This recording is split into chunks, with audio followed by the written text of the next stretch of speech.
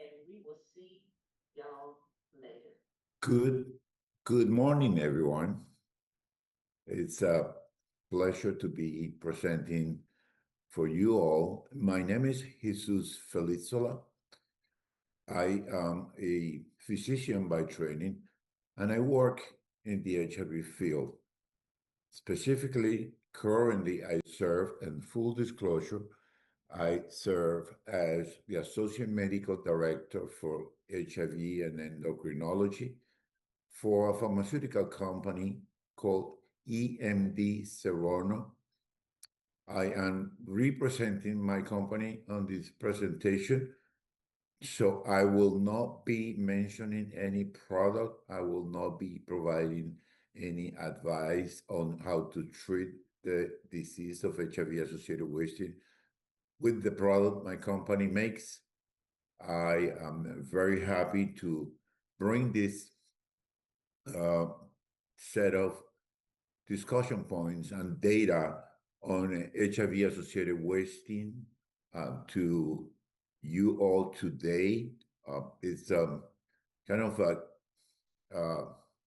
curious note. I used to work at Howard University many years ago, and with Dr. Rana, actually, I participated in the committee, in the initial committee that thought about this conference many years ago. That was probably in 2010 or 11, if I'm not mistaken. So it's always good to be back here and feel at home again, presenting for this conference, led by Dr. Rana and sponsored by Howard University. So today, I'm going to be presenting to you, like I mentioned before, discussion points and data, real-world evidence data, on a condition associated with HIV and AIDS that we don't talk a lot anymore, HIV-associated wasting, and I have titled my presentation HIV-associated wasting in the era of modern antiretroviral therapy.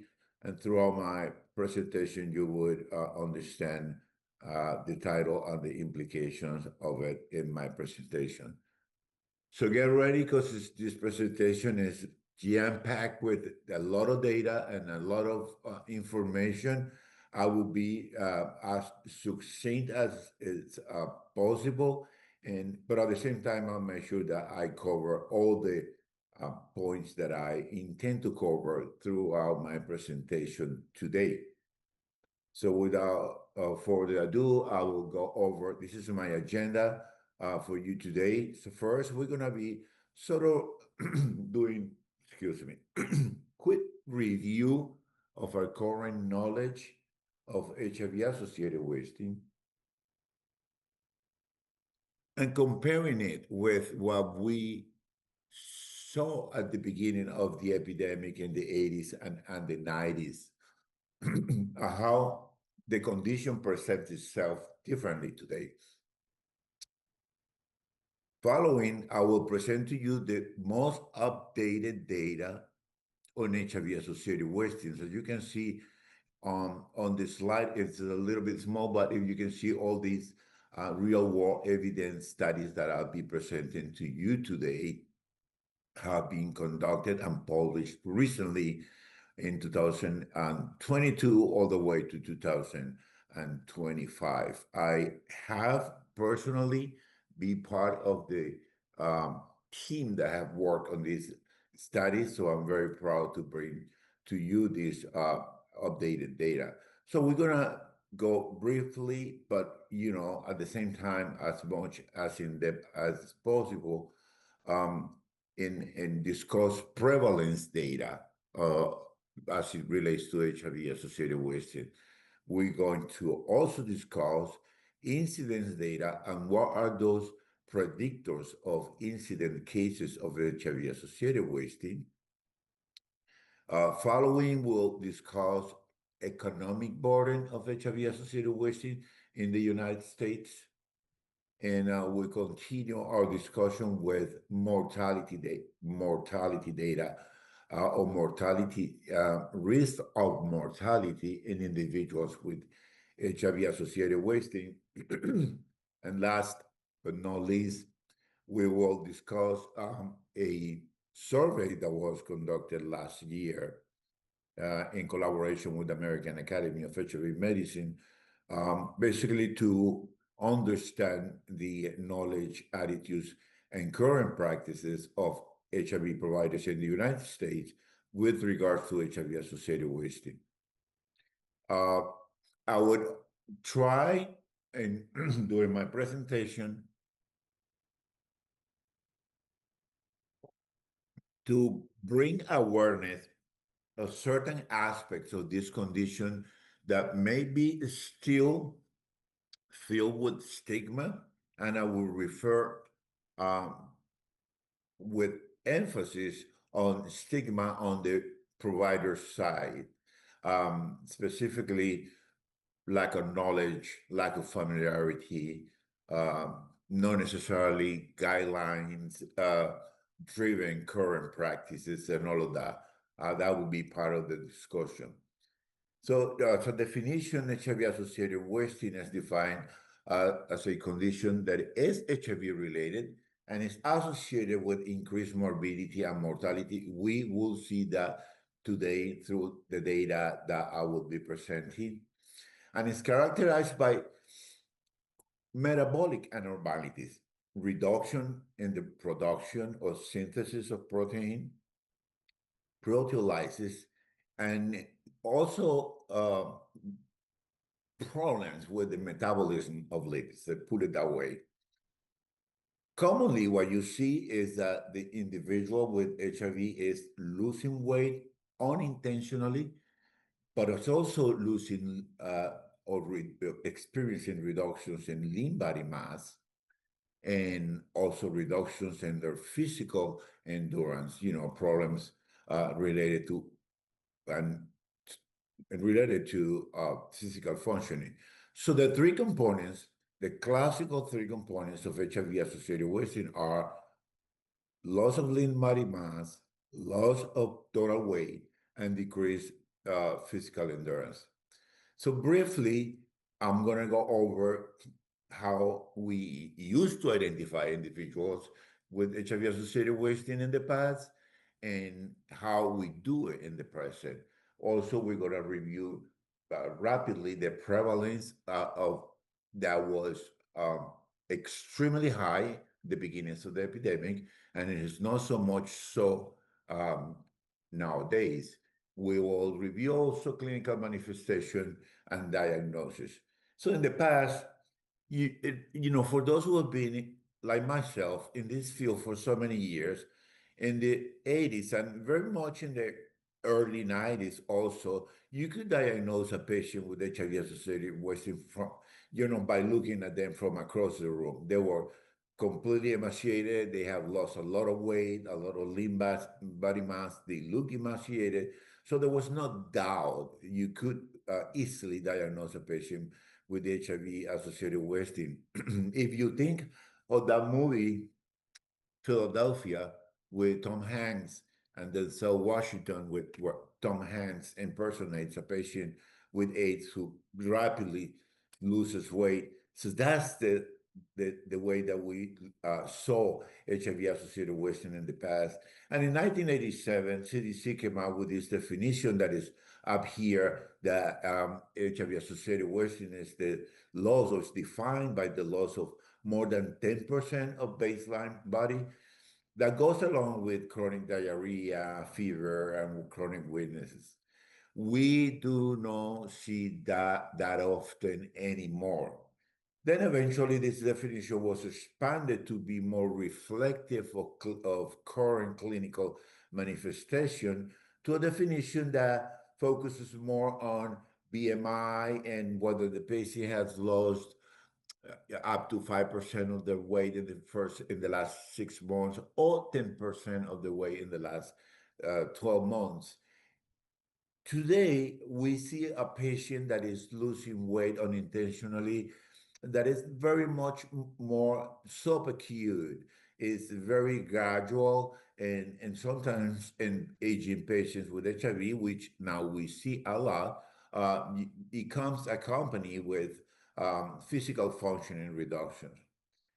With regards to prevalence, like I mentioned before, it was very much prevalent. More than half of the cases of AIDS would basically die of cachexia, of wasting away, basically. In the present, even though HIV-associated wasting still exists, um, it doesn't course that dramatically, and it doesn't progress that rapidly, and it's a more subtle presentation. We do not have formal prospective clinical studies, and that's why our company supported all these real world evidence studies to basically answer the question we're going to be able to answer today. Is it still prevalent? If it's prevalent, what's the prevalence? How many of my patients should I expect to develop HIV-associated wasting? And how do I diagnose them? And what's the deal with it? Is it more costly to treat the patient with HIV-associated wasting? And are they dying at a higher rate than those without wasting? We'll see that through our data today. Like I said before, clinical manifestation before was very dramatic in terms of loss of weight, body, and lean body mass, much more slow progression and subacute sort of manifestation nowadays. And I mentioned that before. That diagnosis was very easy in the 80s and early 90s. Today could be a little bit more complex. You have to be more proactive. You have to ask your patients questions whether they are losing weight, because there's a lot of weight gain now with the progression of the fantastic, very potent antiretroviral medications that we have. There's a lot more weight gain, but there's still a number of patients who are losing weight. And here I'm going to pause a little bit to say, not knowing this, not having been in this field 40 years ago, 30 years ago, could be a deterrent for clinicians to identify these patients and to ask the right questions. And that is, if you can weave that into the whole stigma about the disease. And if a patient is virally suppressed and with a good CD4, and the patient is doing fairly well, uh, clinicians may tend to overlook at this condition that is still very much prevalent, important, and it's still, patients are a higher risk of other comorbidities when dealing with unintentional weight loss associated with HIV. So in general, there are misconceptions surrounding HIV-associated wasting. And our studies, clinicians say, and we're going to see this in the very last study I'm going to present today, that with ART, there is no reason to worry about HIV-associated wasting, because ART takes care of that. Not necessarily the truth, not the whole picture. That HIV-associated wasting is no longer a prevalent condition among those that are virally well controlled and good side CD4s. Not necessarily the truth. We see patients with HIV-associated wasting who need to be treated with very high CD4s and virally suppressed, even undetectable. And because of that, clinicians think or may think, particularly and among those newer clinicians that didn't see these patients the way we did back in the days, may think that is screening for wasting is unnecessarily, and that could be very problematic. So for those in the audience that are clinicians and work directly with patients, ask you patients the questions about their weight. Are they losing weight? Are they losing weight because they want to lose weight, or are they losing weight unintentionally? Check their BMIs. And now with, a lot of telehealth consultation, which is a great tool, We may not necessarily have the uh, ability to measure people's weight and calculate BMI. Just make an effort to ask the patient the questions, keep asking these questions and insist on BMI and body weight, and eventually you will need other lab and imaging techniques in order for you to diagnose a patient that is progressively losing weight and it cannot be explained by any other condition. So these are the studies I'm going to be presenting to you, and it's a lot of data there, so I'm going to be very big picture, going over the main highlights. So we'll spend no more than 5 minutes in each of these studies. As I mentioned before, we're going to review the data from studies that, one, look at the prevalence of HIV-associated wasting; two, the incidence of HIV-associated wasting; three, the economic burden of the condition; four, the mortality associated with individuals uh, living with wasting, living with HIV and experiencing wasting; and last but not least, the results from a survey showing that clinicians still do not completely understand this. A good proportion of them do not understand the more subtle manifestations of the disease nowadays. They having a hard time diagnosing it and also treating the condition with the only medication that is FDA approved for the treatment of this medication, by the way. So let's dig into the first study that looked at or examined the prevalence of HIV-associated wasting in the era of modern antiretroviral therapy. So I'm going to explain this study design that repeats itself for every all the studies except for the final survey. So I don't need to go through this study design in detail for the upcoming studies. So basically what we did, our company supported the conduct of this study. So private consultant accessed databases. And for this prevalence study, they utilize pharmacy and medical claims by accessing the IDN market scan databases, but also they accessed commercial databases and Medicare supplemental and multi-state Medicaid research databases. So large databases, they started, but when they looked at these large databases, they started with 196,000 individuals with HIV. So what they did was they apply inclusion and exclusion criteria. So in the study, in order to identify who actually developed and is still a patient, that's the definition of prevalent, still a patient with HIV-associated wasting, they included in this study individuals who had at least two outpatient claims with measures of CD4 and viral load, and also with the ICD codes corresponding to HIV and wasting associated with HIV. These individuals needed to be more than 18 years old, and they excluded all patients with malignancies because malignancies also cause wasting. So in order to eliminate that confounding factor, they excluded any patients with malignancy, and they included also patients who have been enrolled, meaning had medical visits and follow-up for at least 6 months. The study was conducted, or the databases were accessed to look at data from July 2012 to September 2018, 6 years. And this is the different sort of markers of wasting that they looked at. Diagnosis were weight loss. The patient had evidence that they were receiving enteral or parenteral nutrition.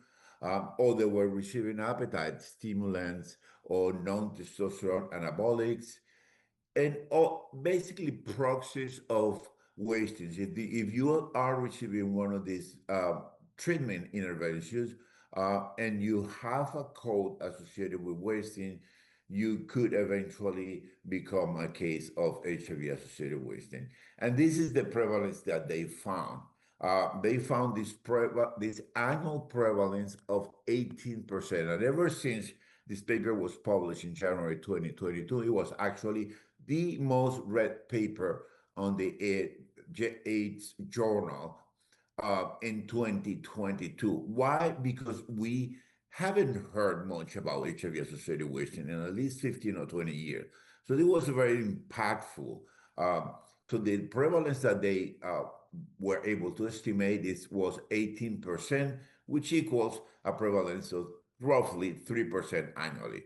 So I'm going to stop here, pause here a little bit. And as a clinician, I ask you the question, oh, you have 500 patients with HIV, you have a patient load of 500 patients with HIV, which is very common. And how many of them are you uh, investigating at least for wasting or unintentional weight loss? And when I ask the clinicians that question, they're like, I don't know, maybe one or two or zero.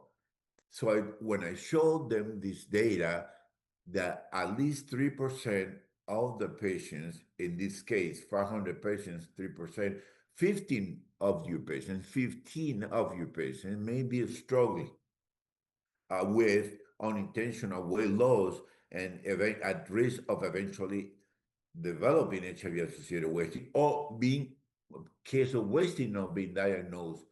They basically jaw drop. And this is very telling of the knowledge out there of a condition that was very easy to diagnose in the past, not so much as easy today as it was in the past. And see, you see differences between patients who were naive to antiretroviral therapy and those who were new to antiretroviral therapy, pretty much the same. So what that tells you is, regardless the viral suppression status and regardless of the CD4, is still 3% of your patients may experience some sort of unintentional weight loss slash wasting in their treatment journey. So keep that in mind. That number, 3%. And in this study, the majority of the patients were were male with an age average around 46 or 46. No big deal there, but when we looked at what were the factors associated with this case, and this big piece of data came up, and it continued to show up in every study. And the interpretation of this data basically here in the box is that there are more cases of HIV-associated wasting among those individuals who are covered by Medicaid. And the question, I'm going to answer the question right here. You may ask yourself, why? Well, this was a real world evidence study based on accessing data on databases, from databases. So it was no power or design to answer this question. So we do not have an answer. What we do know is that it is much more prevalent. If you see in the column, individuals covered by Medicaid without HIV-associated wasting, 63.8, and it goes up to 86.7 patients with HIV-associated wasting covered by Medicare. So there might be factors there that being covered by Medicare may explain. We did not study that, so that I cannot provide substantial input, but food for thought right there. And individuals with HIV-associated wasting also also, I see a question from Dr. Rani. So I understand this was from big data. How could one, and I need to go back to the chat, see the question. I understand this was from big data. How could one get a handle on adherence to therapy when other diagnosis, such endocrine problem or organ damage? Great question, Dr. Rana. We're going to see here in the next slides uh, that right here and on this slide, this could partially answer your question, that all comorbidities were all of them much more frequent, much more prevalent among those with HIV-associated wasting, chronic pulmonary disease, diabetes, renal disease, liver disease, all of them. So it tells you that, HIV-associated wasting has been studied um, with regards to the causes of HIV-associated wasting, and what it's been accepted as a hypothesis the most is that there is this dysfunction in the axis, human growth hormone, IGF, and that the responsible part of explaining this wasting is this dysfunction in this axis that actually makes the mediator of people being able to capture and synthesize proteins and get into this catabolic state is the IGF-1 hormone. No tested in clinical trials to the point that we could say that is the causal factor, but it's being argued to be involved in wasting and explain most of the characteristic of this disease. I hope that somehow answered your question, Dr. Rana. And in this forest plot, what you see here is that having been hospitalized and followed by being covered by Medicaid are the two strongest predictors of HIV-associated wasting, followed by a diagnosis of another opportunistic infection and having visited the emergency room.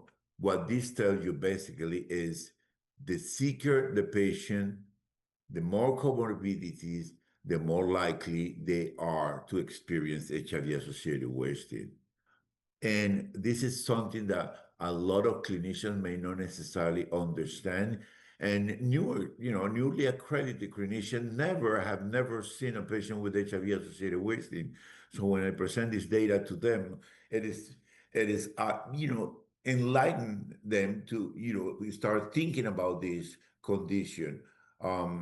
So I think I have gone through the key observations. So I'm gonna of the prevalence data. So I'm gonna skip this slide, and I'm gonna briefly comment to you what we did after knowing the prevalence data. The next logical question was like, okay, so what's the incidence? What if I have 100 patients? How many of them should I expect will develop some sort of unintentional weight loss in the following year? And the data is here. So this time, the investigators accessed the OPERA cohort. And that OPERA name is an acronym that stands for Observational Pharmacoepidemiology Research and Analysis. It's a large database of exclusively patients with HIV. So they started with 101,000 individuals with HIV, and after applying the inclusion and exclusion criteria, this is where they got that they landed in 67 patients. What were the inclusion and exclusion criteria? Well, they excluded individuals that had previous low weight of wasting. So what we're trying to identify here is new cases of wasting, incidents. So during the time that they analyzed the database, January 2016 to January 2020, in those 5 years, who developed a new case of HIV-associated wasting. For that reason, they also included individuals with malignancy and individuals with other AIDS-defining opportunistic infections who are a higher risk of HIV-associated wasting. And this is what they found. They found that they in the database that started with 67,000 here, this number here, 67,000, when they tried to find the data to calculate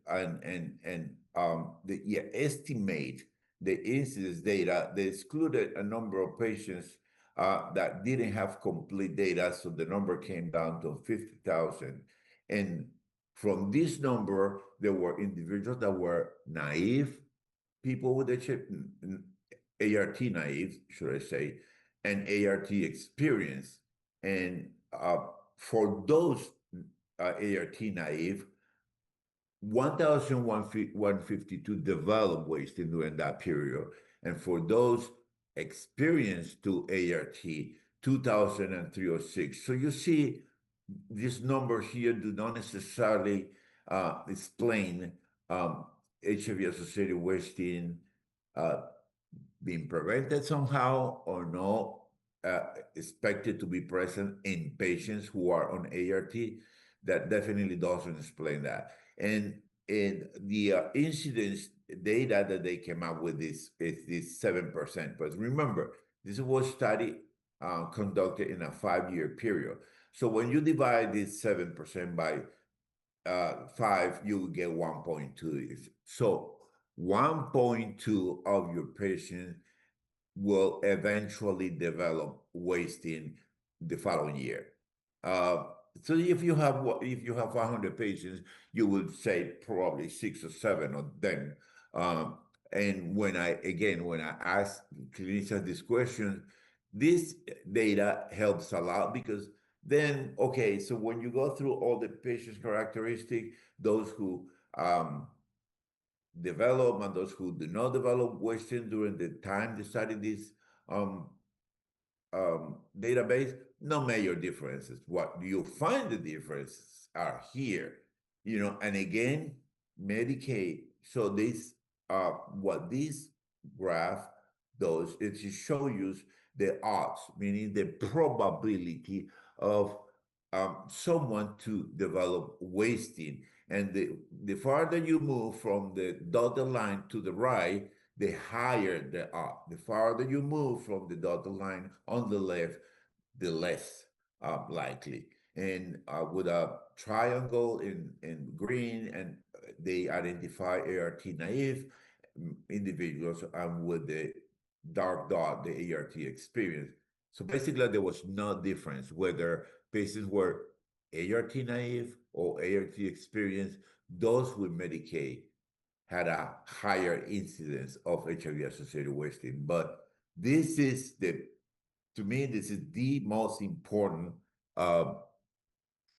slide and piece of data that I can share with you with regards to incidence. So the higher the VAX score, the more likely individuals, all of them, whether they are on ART or they are naive to ART, the higher the VAX score, the more likely they are to experience HIV-associated wasting. So what's the VAX score? No, everybody's familiar with the VAX score. VAX is an acronym, again, that stands for Veteran Aging Cohort Study. It's a large cohort of individuals with HIV and AIDS that come from the veteran population. So that's the meaning of that VAX. And what it does is a composite index that estimate a 5-year estimate to identify the risk of mortality of individuals with HIV.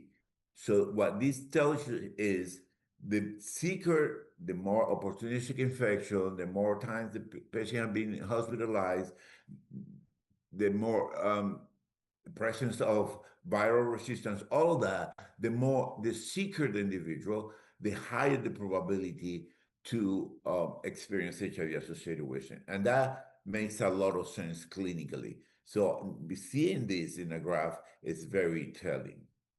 Now let's talk about economic burden. Okay, HIV-associated wasting is still prevalent, 3% of prevalence. Okay, 1.2 incidents, still not as prevalent as incidents I used to be before, but it's still out there. So what's the deal with the economic border? Is it more costly to treat patients with HIV, or it doesn't really matter? So let's see.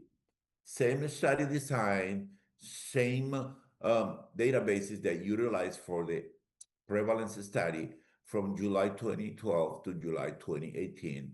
And this is what they found. The overall prevalence of HIV-associated wasting was similar. So what they did with this study, they confirmed that the prevalence was similar. But these are the results with regard to cost.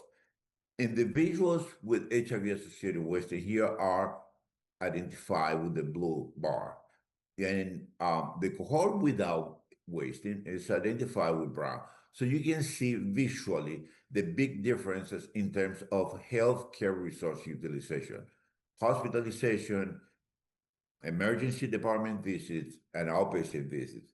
In summary, compare to individuals with HIV that do not develop wasting. Those who develop HIV-associated wasting have more than twice the probability to be hospitalized, had 5 times the number of hospitalizations compared with their non-wasting counterparts, and has twice the number of emergency department visits. Now, if you remember the incidence data, these are a strong, visits to emergency department specifically strong in predictor of HIV-associated wasting. So what is this telling you? Still prevalent, the people who would develop it, and if they develop it, they are going to cost more. This is an important message, not only for healthcare providers, but also for payers. And same result for every single aspect of that. It's part of, or it was part of the cost calculation for this disease. All the healthcare resource utilization that have an impact in the cost are much higher in individuals with wasting. Now, let's talk about mortality. Are they a higher risk of dying or no? Let's see. So again, they access. I think I have a question in the chat. Let me see. Somewhat, Dr. Rana again says food insecurity much more frequent in Medicaid population. Dr. Rana, I didn't mention that for one specific reason. That's not something that we study, but you are absolutely right. Food insecurity, housing instability, unemployment, incarceration, those big social factors that can impact your ability to have a balanced diet, regular place to live, adherence to treatment, all of that could eventually increase your probability to develop wasting. So let's do not get too crazy about all these numbers here. This is what I'm going to explain to you. So you see one part of the graph here, it says full study population and model study population. I'll tell you what that means, and we'll get over with in a second. So for the full study population, is all of those with an HIV diagnosis that they found in the databases, and in this model study population are those with the diagnosis who actually have complete data, specifically data on CD4 and viral load. So you'll be surprised. In many electronic health records that you access, you do not find that data consistently. So that's basically why they made this distinction, the full study population and the models population.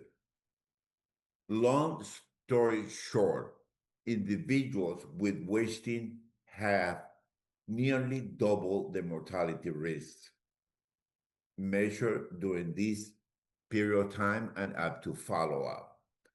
So what does that mean? It means that 3% of your population may currently be struggling with unintentional weight loss or wasting. 1.2 of them are going to develop in the next months and year. And it is more costly to treat individuals with wasting, and they are higher risk of dying. So I'm going to end my presentation with this survey we conducted in collaboration with the American Academy of HIV Medicine last year.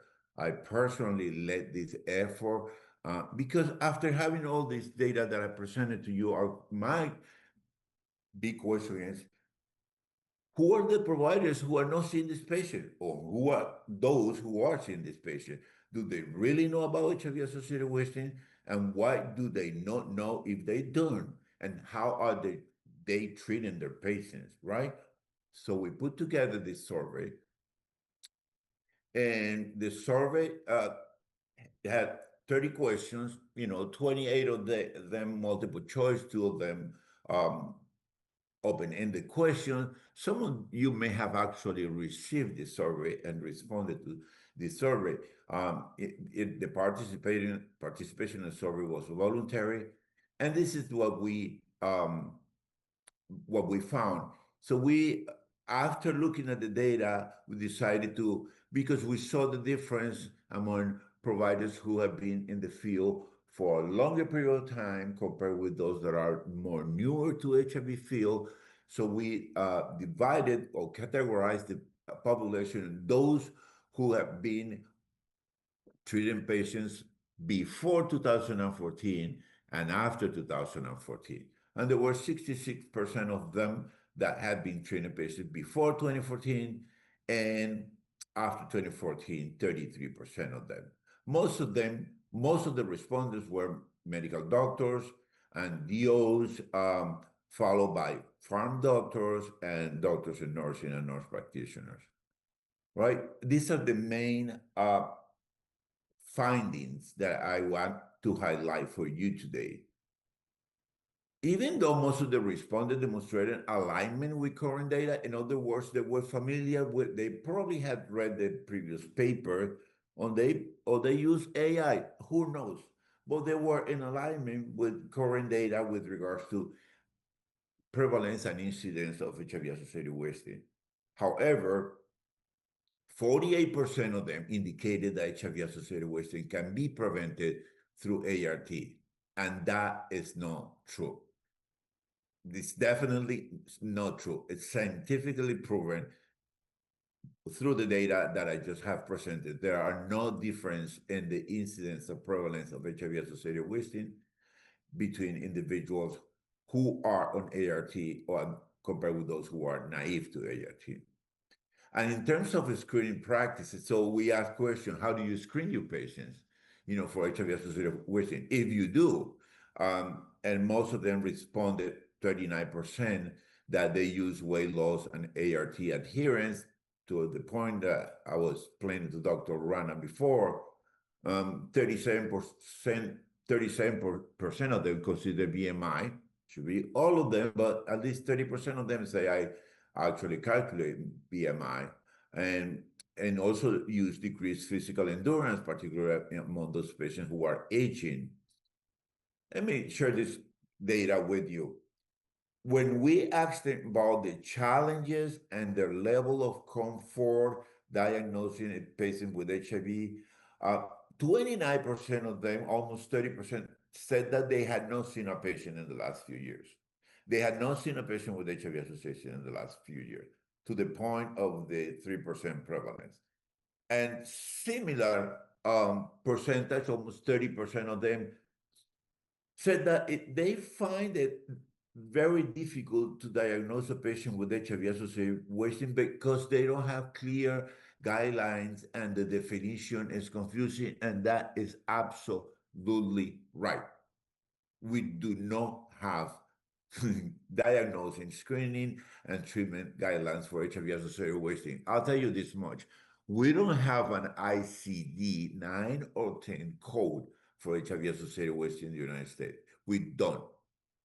So in order to diagnose a patient with HIV-associated wasting, it has to have the primary diagnosis of HIV and then general wasting that it could be also due to malignancies or many other pathologies. 11% of them said that despite complex reimbursement issues, and it is true, the only medication FDA approved for the treatment of HIV-associated wasting is extremely expensive, and it requires prior authorization. And 60% of the patients are denied, so they need to appeal. And after appealing, they could be re-denied.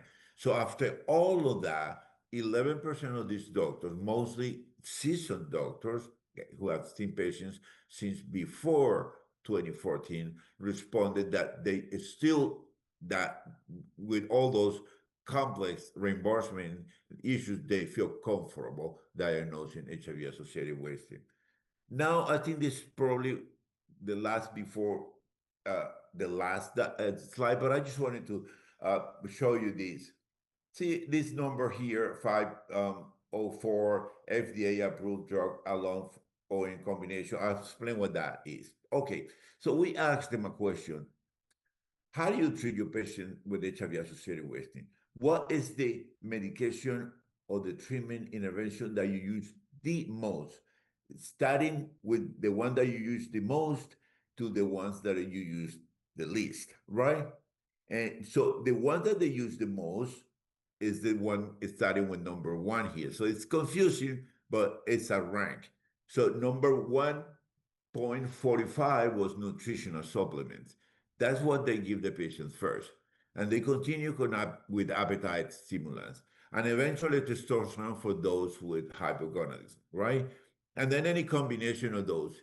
And the fifth option for most of the responded, 67% of them, is the medication that's actually approved for the treatment of HIV-associated wasting. I believe that with all I have shared with you today, the data that I have provided you with today, this is a shame. We should be more able to identify, screen, diagnose, or treat the patient with appropriate medication. That does not mean that you cannot use other things. Yeah, if the patient has nutritional problems, you need to provide a nutritional supplement. You need to provide them with appetite stimulants. It's not mutually exclusive. You can have a combined approach for the treatment of the disease. And we do that in clinical practice all the time. And this is my very last slide. And with this, I would open up for questions and probably not the last, but almost the last one, sorry. But in general, what this slide shows is that more seasoned clinicians, those who have been working with HIV patients before 2014, feel more comfortable diagnosing and treating this patient. And that makes a lot of sense. They probably had seen more patients with wasting than those who are newer to the field. And those from the pre-2014 cohort also, they were, yeah, I feel comfortable diagnosing them and treating them without established guidelines. We already spoke about this. One of the main obstacles they reported was that it's an expensive treatment, and also there are complex reimbursement issues, so no doubt. So overall, these 5 studies that I have presented to you today highlight that the facts that HIV-associated wasting is still prevalent and is perhaps underdiagnosed. That HIV-associated wasting is associated, or it has strong predictors that we discussed, the VAX score and being covered by Medicaid. Individuals with HIV-associated wasting are more expensive to treat, so to speak, and they utilize more healthcare resources. And last but not least, many healthcare providers do not screen for HIV-associated wasting, and they find it difficult to do without clear guidelines. And of course, reimbursement issues always play a major role. This is the time for questions and comments. Thank you so very much. I hope this data helps you in your practice and to treat your patient with more compassion and screen your patients more proactively. I'll be ready for your questions or comments.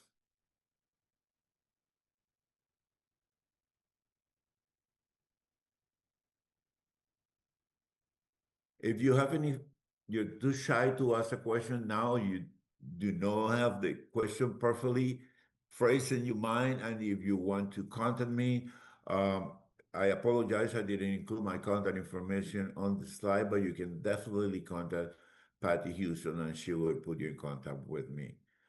Again, my name is Jesus Felizola. I'm the Associate Medical Director for EMD Toronto, and we produce a medication that is the only FDA-approved medication for the treatment of HIV-associated wasting.